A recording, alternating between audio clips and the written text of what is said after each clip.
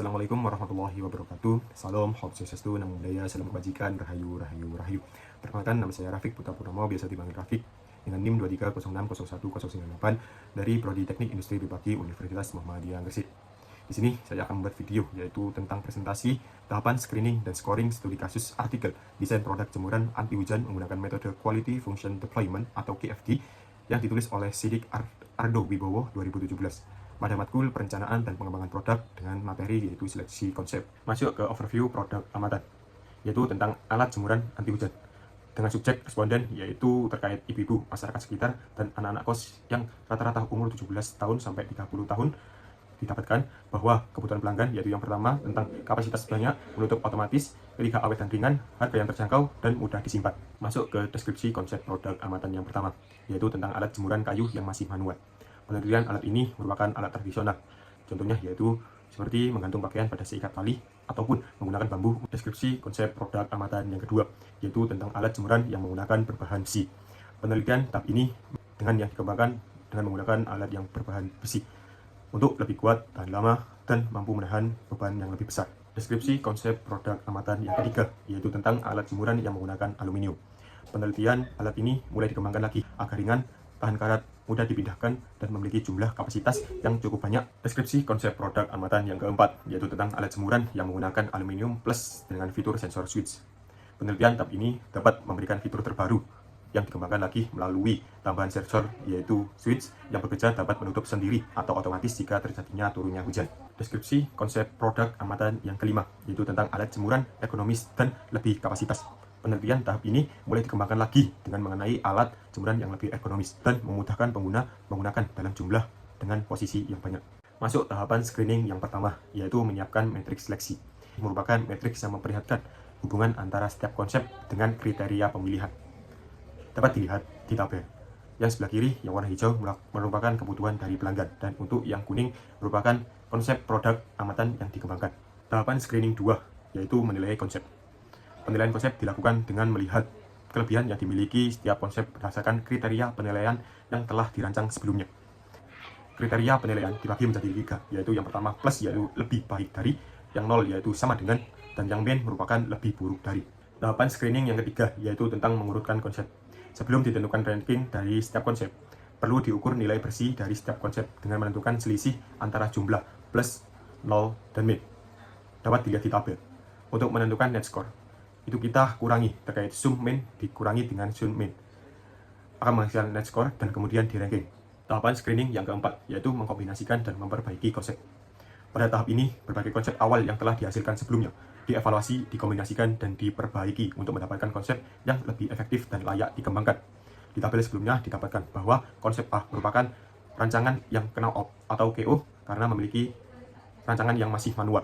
Untuk konsep B, yaitu perlu adanya kombinasi dengan konsep lain, yaitu D, karena konsep B masih manual. Untuk yang C, merupakan rancangan yang harus direvisi untuk memastikan bahwa konsep ini dapat lebih optimal. Untuk konsep D, merupakan kombinasi dari B, karena B yang masih kurang tadi. Untuk yang E, merupakan konsep rancangan yang telah lolos terhadap seleksi. Tahapan screening yang kelima, yaitu memilih satu atau lebih konsep.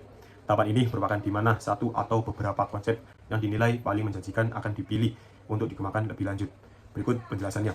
Dalam tahap screening tadi, dapat memilih untuk lebih dari satu konsep, yaitu dengan dipilihnya terkait 3 konsep, yaitu tentang kombinasi terkait konsep B dan D.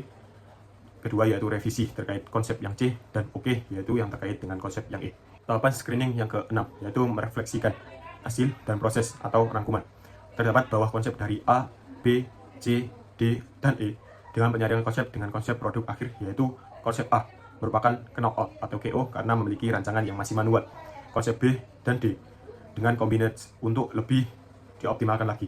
Untuk yang C merupakan revisi untuk dilanjutkan karena konsep dapat lebih optimal. Untuk yang E merupakan OK untuk dilanjutkan karena konsep lebih sesuai dibandingkan dengan yang lainnya. Masuk ke tahapan scoring yang pertama, yaitu menyiapkan matriks seleksi. Yang membedakan tahap scoring ini adanya persentase bobot kepada konsep yang dikalikan dengan nilai rating. Dapat dilihat di tabel.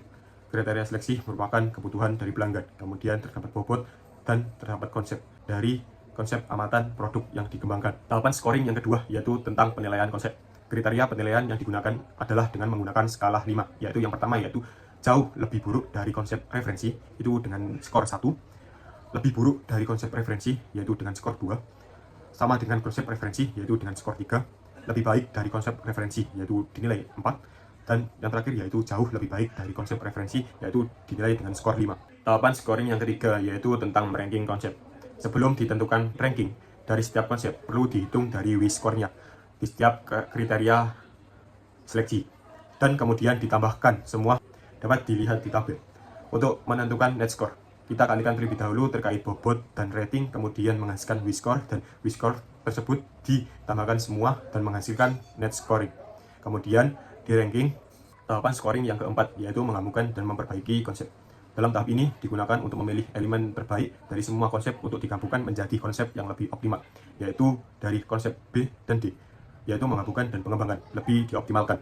Untuk yang kedua yaitu konsep C, merupakan perbaikan berfokus dalam memperbaiki, dan yang ke konsep E merupakan sudah optimal konsep, tidak perlu adanya perbaikan lagi. Tahapan scoring yang kelima yaitu memilih satu atau lebih konsep. Di tahap ini memilih dengan lebih satu konsep, yaitu mengenai dua konsep, yaitu konsep B dan D. Dalam tahap kombinasi ini saling melengkapi mengenai kekurangan dan kelebihan. Dan untuk yang konsep E merupakan lebih optimal untuk digunakan dan sesuai dengan konsep. Tahapan scoring yang keenam yaitu merefleksikan hasil dan proses atau rangkuman.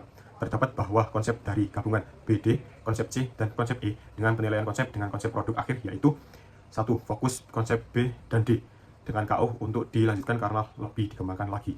Yang kedua yaitu tindak lanjut konsep C dengan KO untuk dilanjutkan karena butuh perbaikan. Yang ketiga yaitu fokus konsep E dengan OK untuk dilanjutkan karena performa yang sesuai. Thank you so much for your attention. Thank you for watching. Sekian dari saya. Jika ada salah kata maupun perbuatan yang kurang berkenan, saya mohon maaf. Saya Rafiq Putra Purnomo pamit undur diri. Wassalamualaikum warahmatullahi wabarakatuh.